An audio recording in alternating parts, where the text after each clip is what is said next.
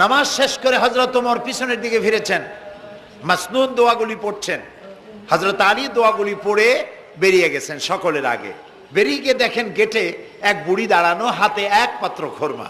বুড়ি বলছেন, আলী, এই খোরমাগুলি নিয়ে তুমি ভিতরে আবার ঢোকো, আমিরুল মোমিনিনকে বলো এগুলি আমার নতুন বাগানের খোরমা, তিনি খাবেন আর রাসূলুল্লাহর সাহাবীদের খাওয়াবেন, তাতে করে আমার নতুন বাগানের খোরমায় বরকত হয়ে যাবে। হযরত আলী দেখলেন স্বপ্নে যা দেখলাম তাই সাথে সাথে খেটে গেল, আশ্চর্য কথা। তিনি ভিতরে ঢুকলেন, হযরত ওমরকে পাত্রটা দিয়া ঘটনা শোনালেন। হযরত ওমর পাত্রটা হাতে নিয়ে একটা খোরমা হাত দিয়া উঠাইয়া হযরত আলীর মুখের মধ্যে দিলেন। হযরত আলী খোরমা চিবোচ্ছেন আর এক পর্যায়ে গিয়ে বললেন, ইয়া ওমর জিদনি তামরাতান ওখরা, হে ওমর তুমি আমাকে আর একটা খোরমা দাও, এ তো খুব ভালো জাতের খোরমা, খুব লজিজ, খুব মিষ্টি, তুমি আমাকে আর একটা দাও, যদি আমারে একটার বেশি খোরমা দাও